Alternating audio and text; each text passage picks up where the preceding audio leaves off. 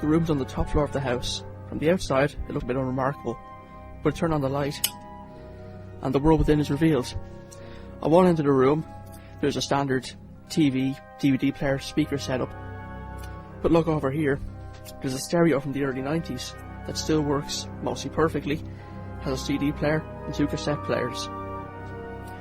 There's a wall full of DVDs, but if you turn to the right, there's a wall filled entirely with CDs, and upon closer inspection, you can see they're all soundtracks to films, soundtracks to TV shows, just general soundtracks. There's a dedication and a passion at work here, and look even closer, that passion's even more evident when you see that all the CDs are divided up into separate composers. There's Alan Silvestri, there's Danny Elfman, there's Roy Budd, all divided up into separate categories. There's a love here and there's a passion at work here. But how did this passion start? And how did this love start? I talked to the owner of this vast collection, Brian Saunders. So basically, when did you first realise that there was music in a film? First realised there was music in film on an afternoon, probably a Sunday afternoon, watching TV, and they were showing a movie. And the movie was The Adventures of Don Juan. It was made in 1949, Warner Brothers, and it had music by Max Steiner. And once you hear the theme to that, it's like an earworm. It's so catchy. Like, I was humming it for weeks later. And that's how I realised that there was music used in a movie. Seriously started collecting film music when I was about, I'd say about 16. And back then it was all vinyl and tapes. So I remember going to Liverpool because I used to watch a lot of football as well. I used to go to Anfield quite a bit, but now I had a dual purpose in going over, because over there in England they had a lot more soundtracks available than they had over in Ireland.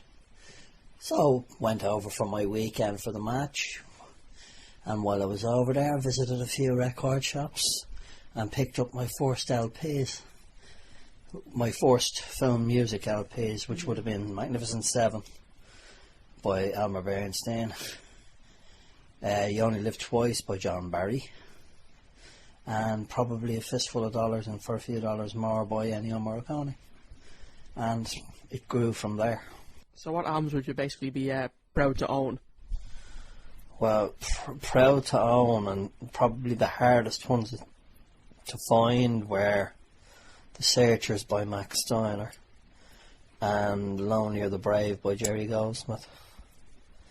And then I've got a rare one by John Williams. It's the soundtrack to E.T. on vinyl, but it's on a picture disc, and it only came out at that time, so that's a pretty rare album. This was only one perspective. To find out more, I had to venture out into Dublin City to find others who have made something from their love and passion for composing and orchestral music.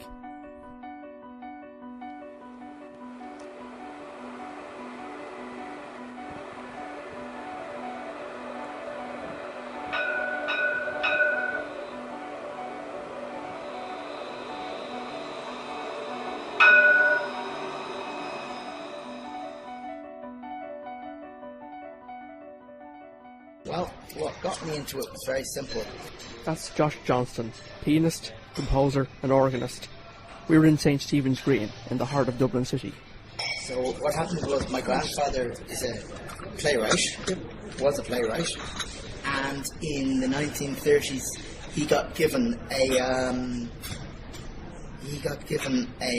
cine camera. Yeah. And he was quite a well-known playwright by that stage. His name's Dennis Johnston, and he decided to make a film, and it was shown in a few cinemas at the time, but it never got any sort of widespread release, partly because 10 years after the first talkies it was a silent movie, so yeah. It was completely out of at the time. Guests of the Nation, it was a Frank O'Connor short story, and it's a lovely film. So my grandfather released it because there was an interest. I'm trying to remember the names now. The various well-known actors and actresses of the time who were in it. And my grandfather, obviously being the playwright that he was, would have had some sort of a cachet as well, and would have been known in Dublin. So it got shown in Dublin and a little bit around Ireland, and then it disappeared. And then about 40 years later, so say early 70s, mid 70s, it turned up in a film collection. And suddenly lots of film historians suddenly started thinking that this was a lost Irish cinema classic. Everybody knew the history behind it. It wasn't suddenly they were going, how did we not notice this before? But they were kind of going, oh, this is incredible, this is an amazing film, and oh, look, all these wonderful things that they were doing and all these wonderful actors. And they started showing it a little bit. And when I came back from college, I went to college in Manchester, and when I came back from Manchester, my dad said, I moved back into a family home, and my dad said, what if you were to do a score for it? So what would it be like then, just creating a score to a film, while it's playing? In one case, I actually did it completely blind, because I was doing a particular film, and the film projector broke, and they had to run off down to the archive and pick out another film really quickly. And they came back and they said, so I said, look, just give me some idea of what's going to happen in this one. And they did that, but then they left me to actually just accompany it. And it's a lot of fun. There's a lot of adrenaline, because you really don't. You're not quite sure. You have to think very much on your feet. You have to try and accompany the mood. I try and accompany the mood more than the action. Because if I don't have the vocabulary with the piano to sort of start getting clip-clops of horses or swishers or planes or going into the scare or anything like that. So I tend not to worry about that. I try and accompany the mood. I do get a little chance to look at the film most of the time, apart from that one time. And that's very helpful for me. But I actually don't specifically anymore sit down and compose melodic fragments. I just try and soak in the mood. Thanks, Josh.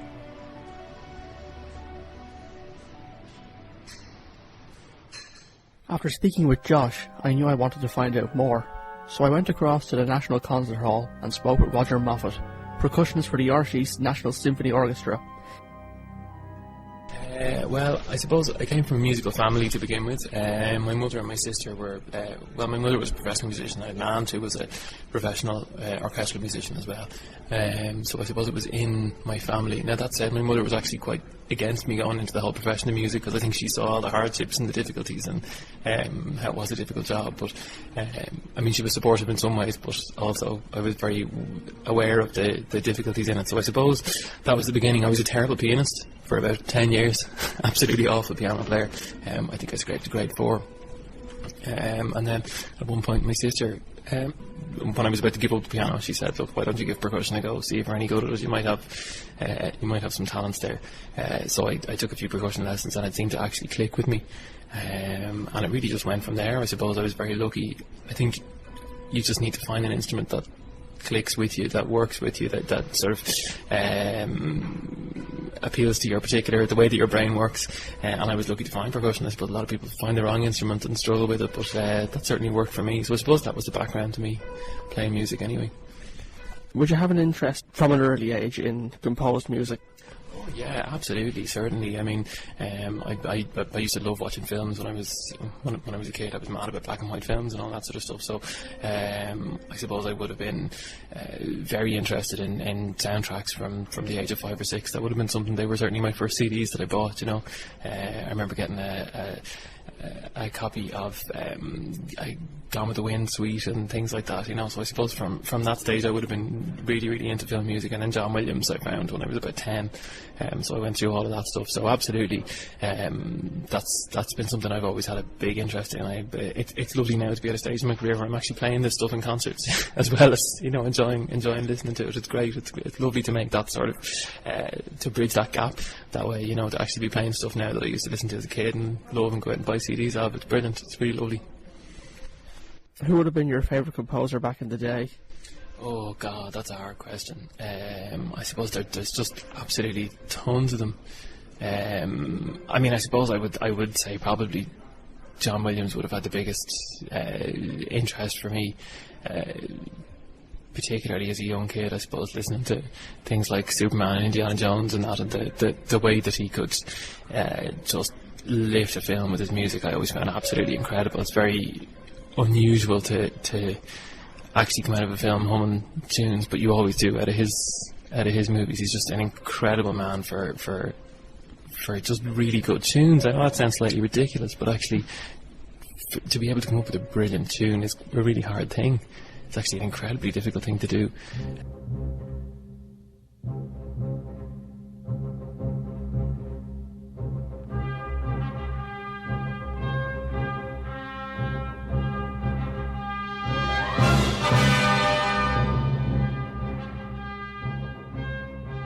I did a performance degree, a percussion performance degree, but as part of that, that's the playing side of it, but you also have to take 2 other elective parts of it. So the 2 I took were conducting and composition. So I actually did 2 years of composition with a fantastic composition teacher. He's a guy, he's in Ace Donna actually.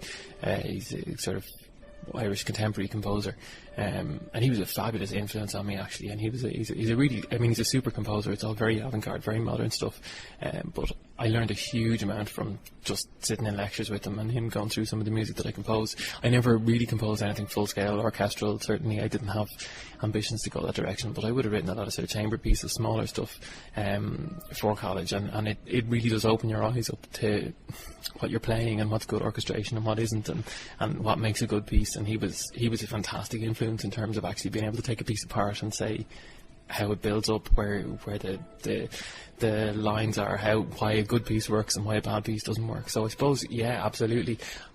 From my point of view, I didn't have the talent for composition that somebody brilliant would, you know. But it really did fascinate me, and I certainly enjoyed composing. Well, you've had experience playing in both an orchestra, and I've also heard you play in the Crash Ensemble, among other things.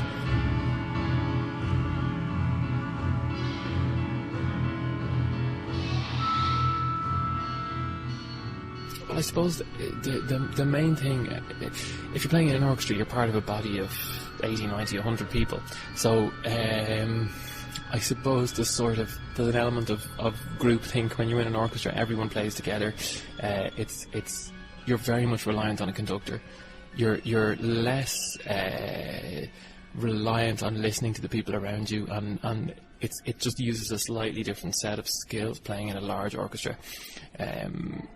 Playing in something like Crash Ensemble, which is generally chamber music, you're talking about groups of 3 to 8 maybe. It's much more, I suppose immersive would be a very corny word to use, but I suppose stressful would be another one, just generally speaking, because you're much more on show. Every little thing that you play is much more instantly audible. And also playing chamber music in that sort of setting where you've only got 8 or 9 players, you need to really lock into the people around you. Having a conductor there is less significant, it's much less important. You're actually much more involved in the music making. So I suppose it can actually feel a little bit more satisfying, and you feel like you're actually having a bit more input into the overall piece of music because you're 1/8 of it rather than 1/100 of it, if you know what I mean, if that makes sense. But they're very different sort of challenges, you know. I mean, you can play some very, very difficult stuff in an orchestral setting and some very easy stuff in a chamber music setting, so it depends. But certainly I think the level of satisfaction can be higher sometimes in playing chamber music. Personal satisfaction, that is, I suppose, just because you're actually you're more audible, you know. And I suppose being an orchestral percussionist, I do have a lot of stuff to play sometimes, but then that said, I can go 3 or 4 months and just play the bass drum and cymbals or triangle. So I suppose having something really difficult on a marimba or a vibraphone or something like that is a nice challenge, I suppose, when orchestral percussion doesn't always challenge you constantly to the same degree. You know, I suppose they would be the big differences really for me, I suppose.